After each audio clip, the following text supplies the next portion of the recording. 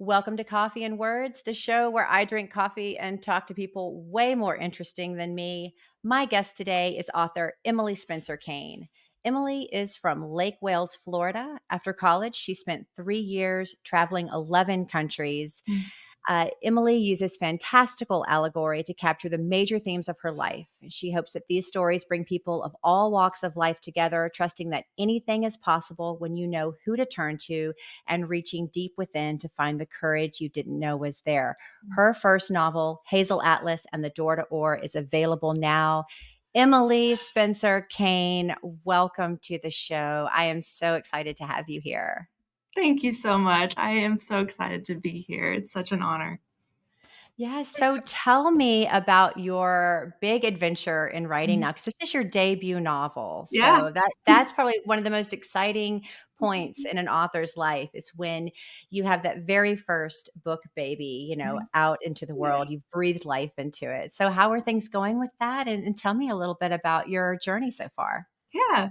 My publication date was October 8th, so we're just a few weeks out of that, and it has been very consistently moving. We've did really well on Amazon the first week, and I was able to see a #1 ranking in my category for the first 5 or 6 days.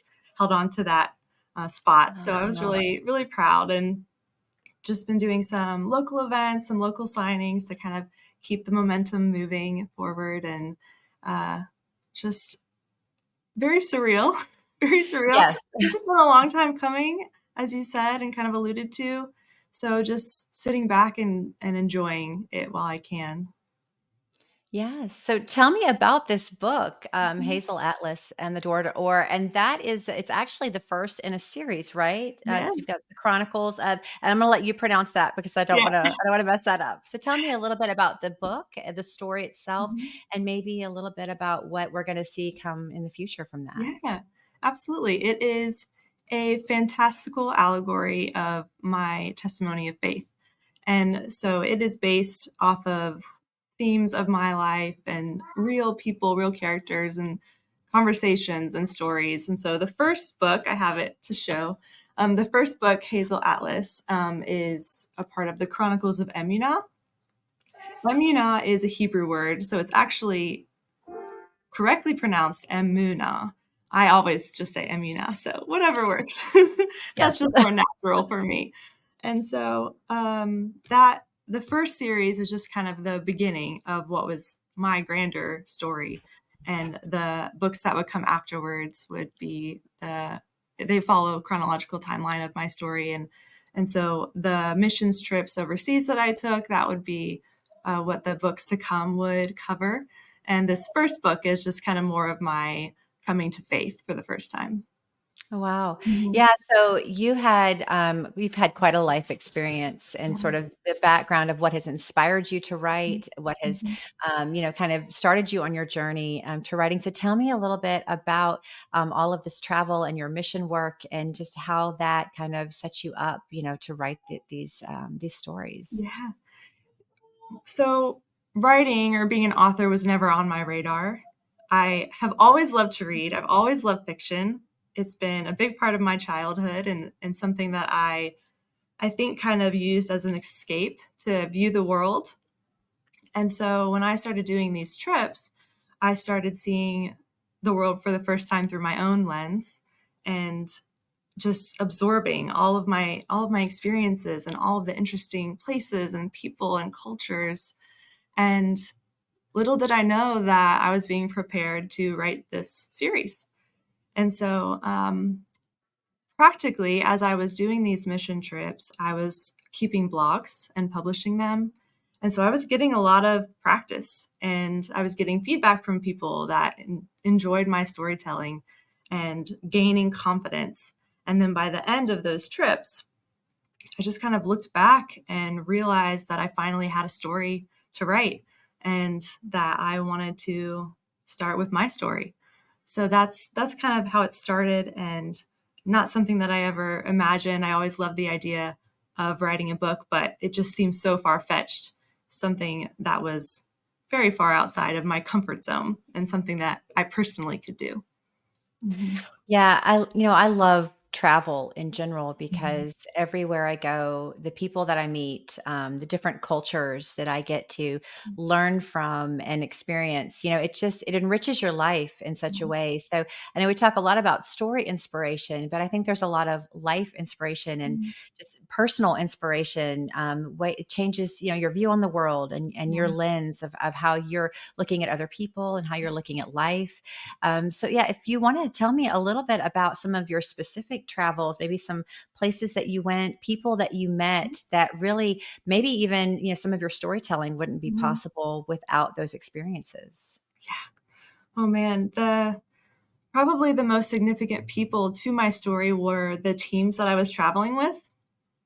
They came alongside me in these seasons of life that were confusing and overwhelming, full of full of twists and turns. We were put into all kinds of situations that we were not necessarily equipped for, but just being thrown into these cultures that you don't speak the language and you don't know the history, and you're working alongside these churches or nonprofits, and so it sharpens you and it brings out things in you.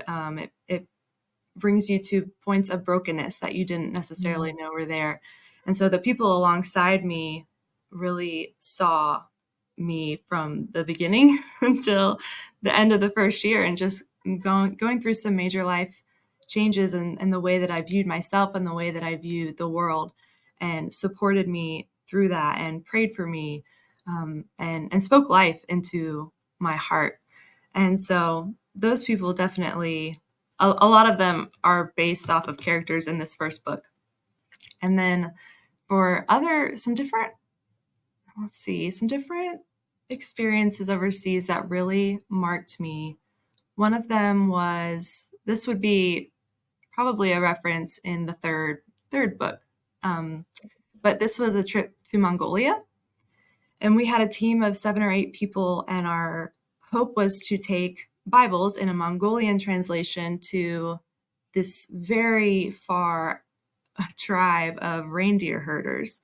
So this is going to sound so bizarre. Wow. No, this is exciting. I I like share this. this. It's very, very interesting.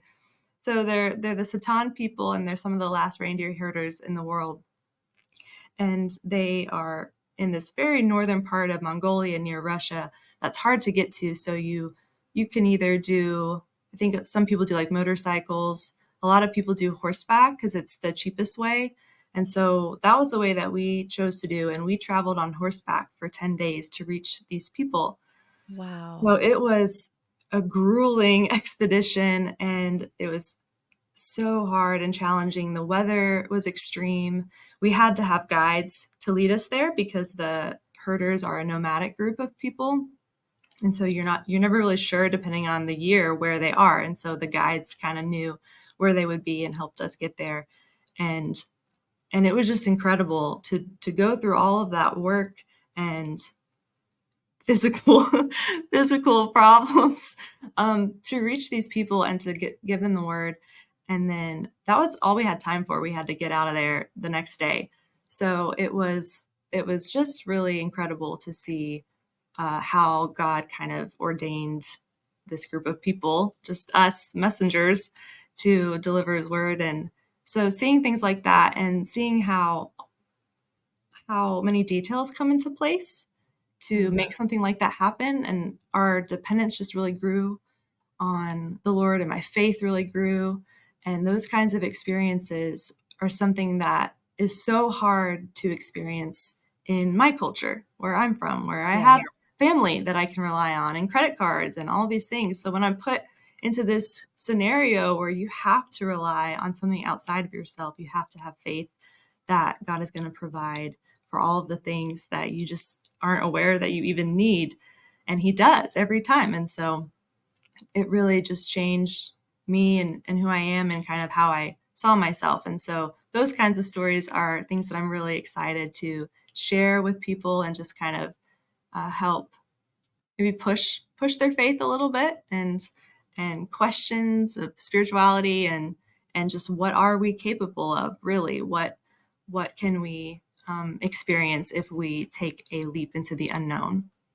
Yeah. Oh, I like that. I do. Yeah. So, I mean, this sounds very transformative. You've Mhm. had a lot of really experiences that I mean, people who are well traveled don't necessarily Mhm. have been. So that's so exciting, and to think about being able to go do that.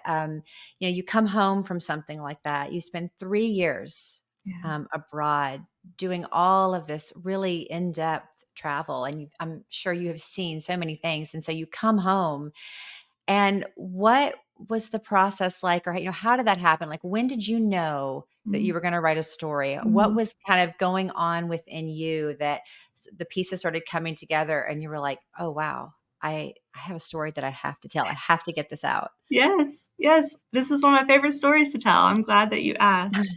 Um, so I had been thinking like I would like this is something that I would like to do is to write a book, but I just couldn't land on any kind of subject.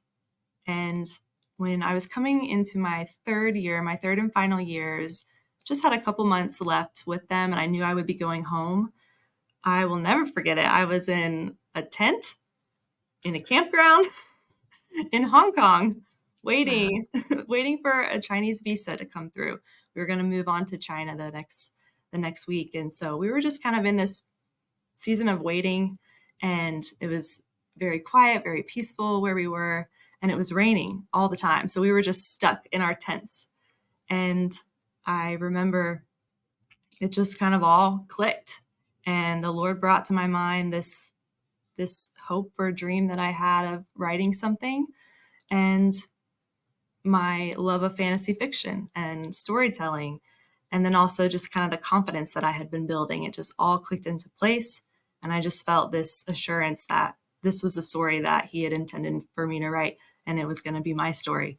And I started writing that day. I started writing just like a brief outline and a some character descriptions, and that was in I want to say that was the beginning of March in 2019. So that was 5.5 years ago that I started this journey, and could never have imagined being here. Thought at the time that it would just be my book, my little personal project for myself, but there were some other plans, I guess, in store.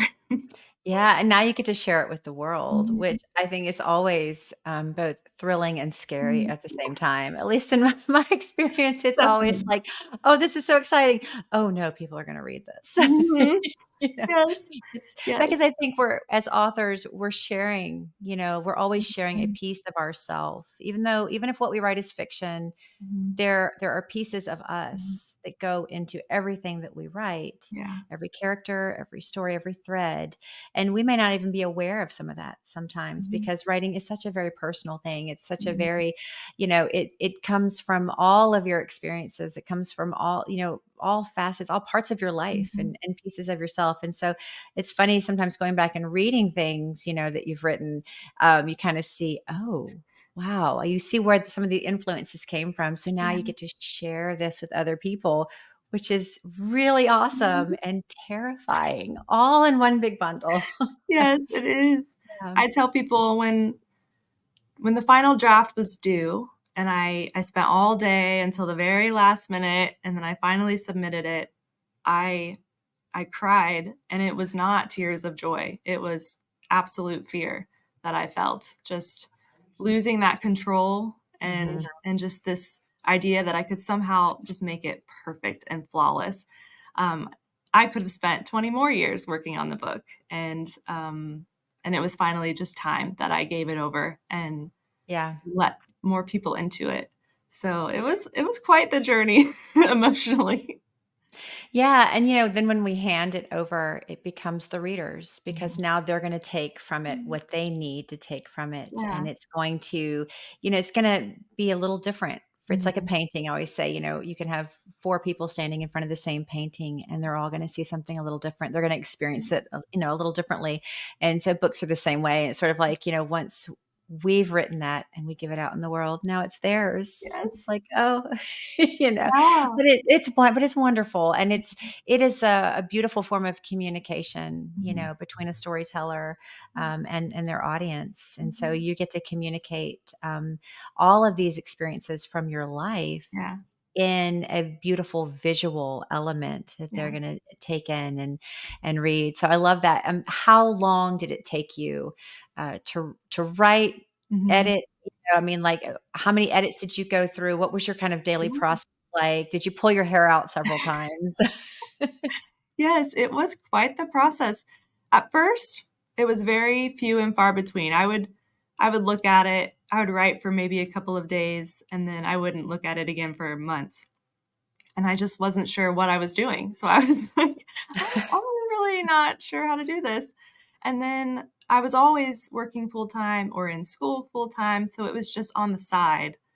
And then 2 years into that, I got married, and so leaving my work and moving to a new city and just gave me an opportunity to adjust for a minute. And so I told my husband I really need 6 months to just make this something and to finish a rough draft.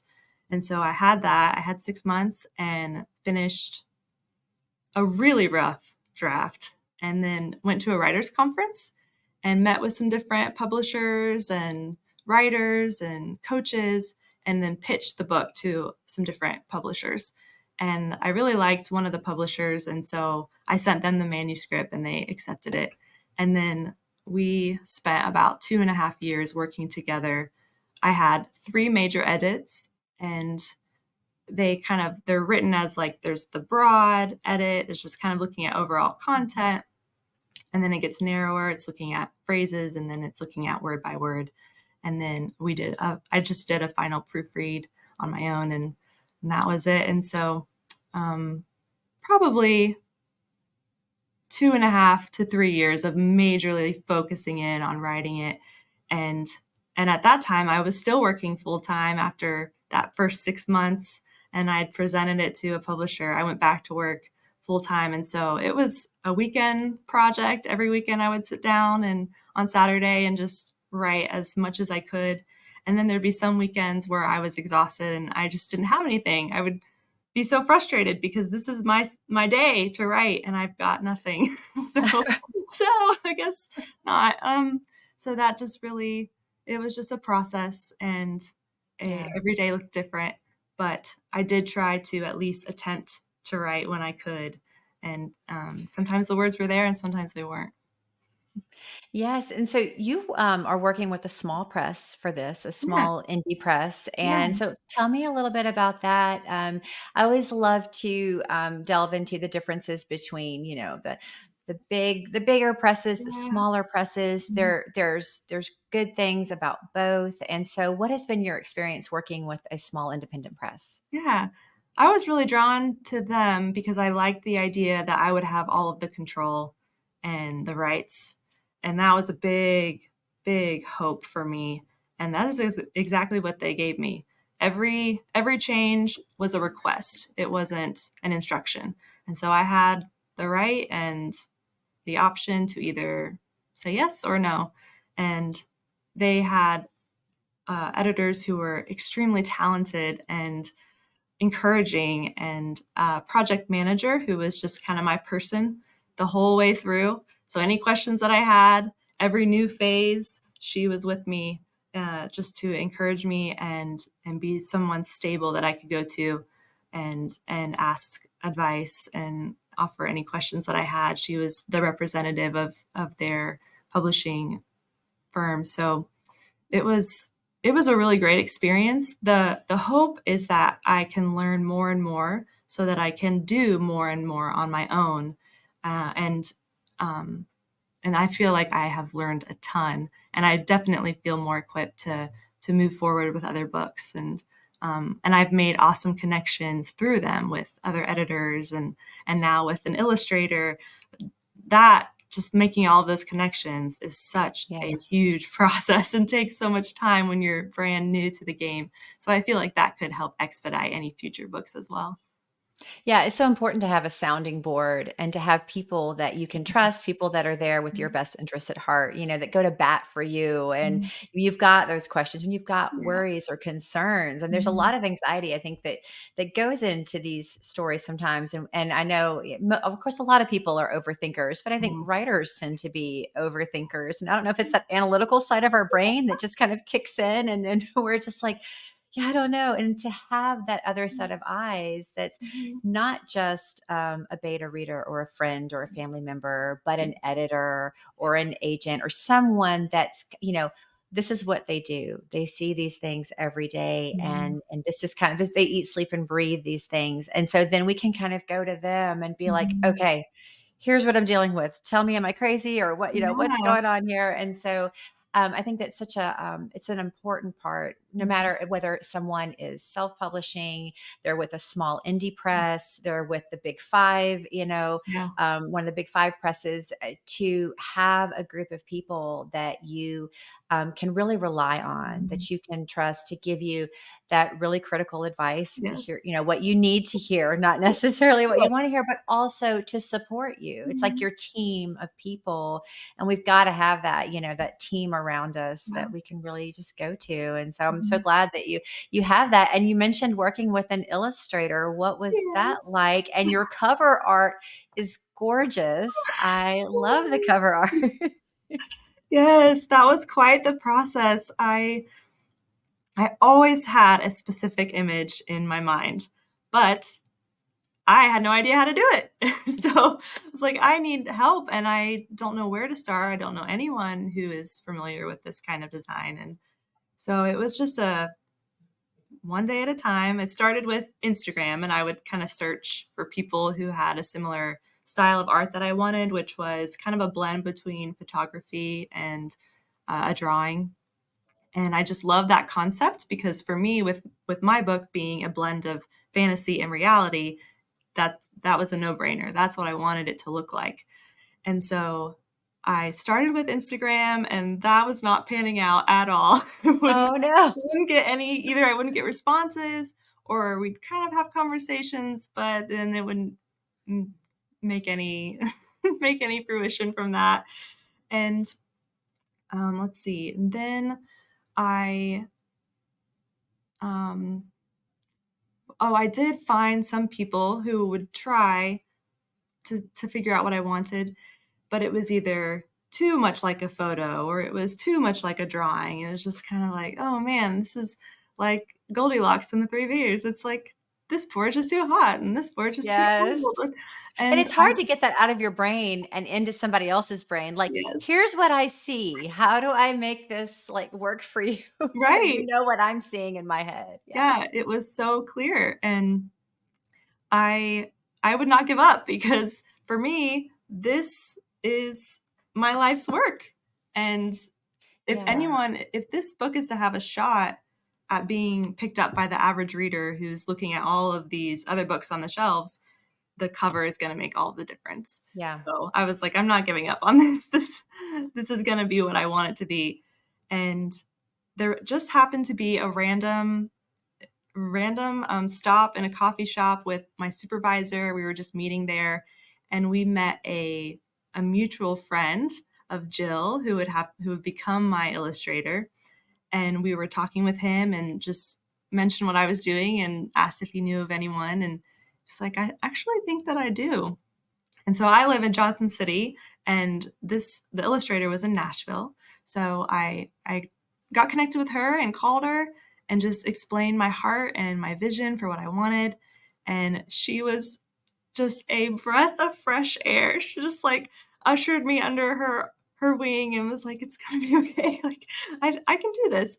And her confidence was really encouraging. And she had shown me her work, and I felt confident that she could as well.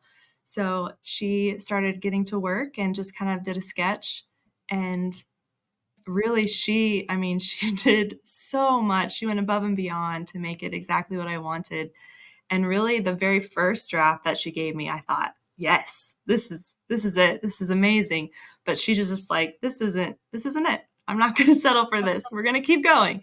And so she did. She just crafted this incredible design, and is so beautiful to look at and so interesting. And I've had people who have said they picked up the book or they bought the book because they thought the cover was so cool. So I'm Oh, so that's wonderful. yes, that's exactly what I wanted. So, and through that partnership, I've just gained a really great friend. She has been supporting this project as well and encouraging me, and and she was at my book launch party. She brought her kids, and so I was able to do the cover reveal and then say, "Oh, and by the way, this is the artist. She's right here in the audience." So it's just been a really, really wonderful experience, and I am so pleased with the final result. Yes, well, show us the cover Mhm. again, Yeah. because and she'll probably kill me for this, but we have to let make this known. So for anyone who has been watching Coffee and Words for Yeah. any length of time, occasionally you might see producer Jill pop up, and Yeah. our amazing, fantastic producer of this show, Jill Turpin, Mhm. has done the cover art for Hazel Atlas and the Door to Ore. Yeah. That's a long title. That's all you know. I It need is. need more coffee. No, it's great. I'm just like my brain is like okay, wait. Yes. But no, Jill did a great job, and so I want to definitely recognize her. But she's not just the producer of Coffee and Words. She's a Mhm. brilliant, fantastic artist Yeah, who does so many things. So she is. so thankful. I am so blessed to be able to work with Mhm. her, and I know that you are as well. Yeah. Tell me about some of your influences, maybe just reading Mhm. influences or Mhm. things that have inspired just, your writing style, Yeah, in general. yeah. Oh, man. I can name so many books, Aragon and Inkheart and Gregor the Overlander, these worlds that I have stepped into that I just feel like are a part of me now. And I have been compared to like Rick Riordan, Percy Jackson, and The Lightning Thief. I think that's more of my narrative writing style. And the type of book that it is, I get a lot of references to the Chronicles of Narnia, and there are Yeah. some other spiritual. The Shack is something that Oh, yeah. has been referenced, but I think definitely the Lightning Thief is a big one. I loved the cover that they did. I love that kind of idea of the silhouette, and so that was one of the pictures that I showed Jill of something that I was Yeah. interested in. Hmm. Yeah, my, youngest son, he's 12, and, about a year ago, he read the first series of Percy Yeah, Jackson, and so now he's been reading the second, not the second series, but the second of the Heroes of Olympus yeah, series. So, yeah, and he loves Rick Riordan's writing, yeah, and that all of that. So I'll have to, introduce him to your book. absolutely. I'm Yeah, sure that he would love it. But yeah, yeah. those are great books, and that is I love that style. I think fantasy and science fiction is a great Mhm. way to introduce young people who into reading. Like some young people, just they're avid readers Yeah. from their time they're in preschool or kindergarten, and others it takes a while to find that story that really Mhm. resonates with them that kind of comes to life and Mhm. then they can't put it down. And so whenever I hear about young people, I'm working with a young girl right now who's in fifth grade, and she just such a reluctant reader. Oh, And I've been encouraging her, yeah. and so now she's starting to read more. But you Mhm. just have to find that spark Mhm. that just lights that fire to where they realize, oh, this is exciting, this is wonderful, like I'm getting, because they're learning about themselves and the world around Mhm. them through Yeah, books. So yeah. yeah, I love that, and I love anything that can sort of span generations as well. Those Mhm. stories that are for adults, for children, for older people, like who anyone Mhm. can pick it up Yes. and enjoy Yes. it. And so that's just that's a beautiful thing. Mhm. So you said you didn't, but you weren't always a writer, Mhm. and you kind of came to this in that way. Yeah. Did you have any stories that you maybe wrote as a child, or that you Mhm. tried to kind of something you put down, but maybe just Mhm. kind of put away and didn't really do much with, or Yeah. I remember I remember very vividly being in my room and writing a couple paragraphs, like, "This could be a cool story," and then there was nothing else. It's like, man, there was something in me that wanted yeah, to write, but I just didn't have anything to write about. And then once I was able to kind of be plucked from my little world, my small town and my family, and just kind of pushed into another world, that's really where I started to draw my inspiration from. And just, uh, there was so much suddenly to write about because I was doing all these different things and, um, and just kind of breaking the boundaries of my world for the first time. Mhm. Yeah, it just takes that moment to it's sort of it's almost like a the we talk about book births and, we're birthing a book into the world, but writers kind of have that birth too, Yeah, it's true. we all have those paths to where we finally come out in that. So tell me, a little bit about Hazel Mhm. and what her life and her world is like. Oh, yeah. Hazel, she has a bit of an invisibility complex. So she very much lives in the background and in the shadows and has trouble using her voice and knowing what to say in the moment. And so her world is in our world.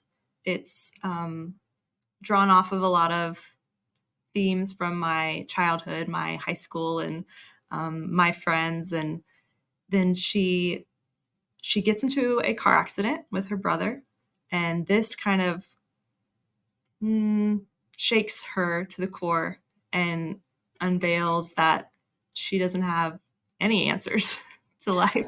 There's a lot that she doesn't know. And so then she starts asking questions, and her reality is no longer quite what she thought it was. And so she's kind of going on this journey of finding answers to what she's the more that life has that Mm. she knows now is out there, but she's not quite sure what it is. And so we kind of see her finding this whole other world that is interwoven with ours, and she is given a chance to kind of fight for others for the first time and to learn what it means to fight and to use the tools that she has that she didn't necessarily know she did. And so that's we kind of see her going through this process not only of learning who she is and what she possesses, but who should she trust? Like who are the people around her that she can depend on? And so we kind of see her battling with a lot of fear and faith and choices that have consequences. And then, of course, her relationship with her brother is really important and something that we'll continue to see in the books that come. Mhm. Oh, wow. So that sounds like something that all of us can relate to, Mhm. a lot of those things. What would you say to someone who's struggling to really know how to use their voice or to find Yeah, their place in the world? It's so many of us. I know when I was younger, I struggled with that so much. And yeah, so many people I've met have had that struggle. So what yeah. would you say to these people? Something that I've written in the book, it's a comment that someone makes to her, and essentially, it's like, don't make the choice to go unseen. Because if you don't put yourself out there, if you assume that people aren't going to listen or hear you, then you're going unseen on purpose, and that's your choice. And Wow.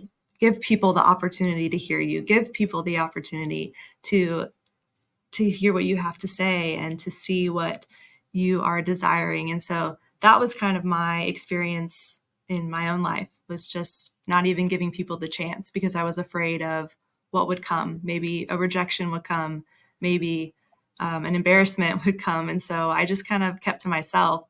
And when I finally did start to step out, I saw that people responded to me in a way that wasn't expected. And it really, especially now that I've written something and people are excited about it, I I remember myself and who I was before and would have never put myself out there like this. And so give people the chance to see you and to hear what you have to say. Mhm. Yeah, and you mentioned trust a little while ago, and I think that probably plays into some of this too. It's so hard, especially I feel like nowadays, we always say nowadays, and I think it's always been true, but I think what the time that we're all living in, we do Mhm. kind of see, so many things going on around us, and it can be very hard to trust, very, Yeah. very scary to trust. And so I think in looking at that and in using our voice, being afraid to speak out. But if we have something within us Mhm. that could be that lifeline to someone else, that could Mhm. be sort of that support to other people who maybe are struggling with trust or Mhm. with being let down and that kind of thing, that's more Yeah. the reason to speak out, to put ourselves out there. And I think it because I think that fear of rejection that you're talking about, that's we all or most of us struggle with that at some point. it is Mhm. it is a fear. It is all of those things are, but it's that part of that journey that I think refines us and makes us stronger. It helps Mhm. us learn things. But I think, yeah, the most important thing would be you never know who needs to hear what you have to say. Right. And you could be rebuilding someone else, reinforcing someone Mhm. else's faith in just people in Yes. general, and that there are good people out there. Yes. And so if we stay quiet and we don't speak out, Mhm. it's a real danger for that. I think it's so important. And I'm so guilty sometimes of just sometimes just being quiet and not speaking, and then later on going, I should have said something in that moment. Aw, And so we have to that's get I think we awesome. have to get better about that, but we have to have these conversations too. Yeah. And so it sounds like your book is, really opening a door for that conversation Mhm. Yeah. and to, help people to kind of see that a lot of us have this in common and Mhm. that we can overcome these things. Mhm. So, is Yes. there like a theme of victory in there in a way, or Yes, I think so. I think so. There's a sense of freedom that she discovers and confidence that she discovers, and yeah, I think her finding her identity is the core of this, and where is she going to anchor her identity? Is she gonna anchor it uh, in her fears or in her faith? And, oh, wow, that's so a good one. that's kind of the journey that she goes on, and so my hope is that it ushers in conversations, deeper conversations about identity and fear and prayer and, trust and relationships, all of these things that are so important, that we don't necessarily talk about. Yeah, Mhm. yeah, and I've said so many times we live in a fear-based society, Mhm. and it's hard to overcome that because so many things that we do and so many decisions that we make are Mhm. based on fear. Yes. And, so I'm hoping that through dialogue and Mhm. books like yours, we can all have more of these conversations and try to overcome that and help each other Yes. overcome that because we shouldn't live, in a spirit of fear. Right. That is no way to live. No, there's so much more than that. Mhm. Absolutely. Okay, well, tell me how much fun you're having on your book tour right now. I know you are busy. You have Yeah. had such a busy schedule, but this is the fun part because you get Mhm. to go meet the readers and you get to Yes. sign books. And so tell me Yes. a little bit about that and how much fun you're having. Yeah, it has felt like I'm just, like, putting on my power suit. I am Yes. stepping into who I am supposed to be for the first time. So, I just had my first signing last weekend, and it was so much fun to just be able to hear from people and to say the words like, "Who should I make this out for?" And Oh, yes. to sign it off. It was so fun, and I got to see my dreams and my hopes in reality, and I got to hear from people who would say, "I want this for my granddaughter who loves to read." And then one woman said, "I want this for my grandmother who's young at heart," and, um, a a husband wanting it for his wife, or parents wanting just a safe book for their kids. I was like, "Yes, this is it. This is what all of those years were working toward." And it's just been really thrilling to see it all come together and to see the different types of people who are interested in it, which was exactly what I was hoping for. It is meant for all kinds of different generations and cultures, and so that is just really, really encouraging. Oh, that's wonderful. What would be some of your advice to new and emerging Mm, writers? yeah.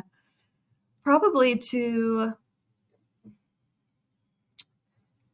to not only, I guess I have two thoughts. Networks are so valuable, so important just to be around another creative who can encourage you and help you. There were so many moments in my own timeline where I was just in a rut and exhausted and like who cares? Nobody cares about this book.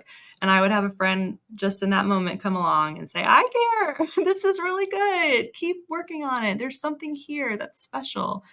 And that just breathed life into me and was exactly what I needed in those moments. I needed people that I could lean on and just get outside of my head for a moment and have someone else speak into my heart. And so that's really important. And then just start. That's the other thing. Just if you have Yeah. if you're wanting to write and maybe you're not good at it, you'll never get good at it if you don't start and practice and hone your skill, hone your craft. That will be so necessary. So don't waste any more time. Get to writing because it'll take time, but it'll be worth it. Yes, get your Mhm. butt in the chair, as we say. Yes. Yes, yes. Yeah, and I always like to remind myself and others that even if you only get one sentence down in a Mhm. day, that is one sentence you didn't have before, you Yes, didn't have yesterday, so it's yes. one more sentence to the end of that book. So, Yeah, yeah, that's just keep huge. going. It is. Well, Yes, Emily, where would you like people to find you and, kind of communicate with you? Are you building an online community that we can yeah. go participate in? And Yeah, I would love to eventually have that, and I do have a website that is I'm building, and so I would love for people to check out that website. That kind of not only is has links to the book, but it also has more of my story and just ways that I would like to interact with people. And I would love to build a guide for families to kind of go through this book together and to kind of incite some of those conversations.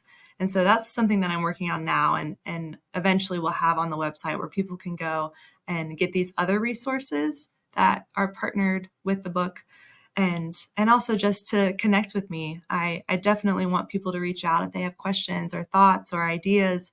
yeah.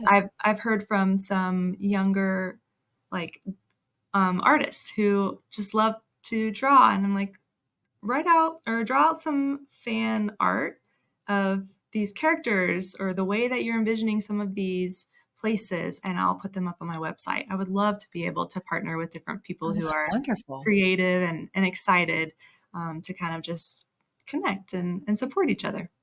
Yes, and can you tell us what your website is? Yes, it's just my name, EmilySpencerKane.com. Alright, and are you on Instagram, Facebook, any I of those? am. Yeah, I Okay, am. I am. It's lowercase Emily underscore Jne, Jne. okay. So that's my middle name, Jane. So Emily Alright. underscore Jne. Mm-hmm. Alright. Thank you so much, Emily. Thank Yeah. you for coming on the show today and sharing both your experiences, Mhm. with me and also the story that sounds like, Mhm.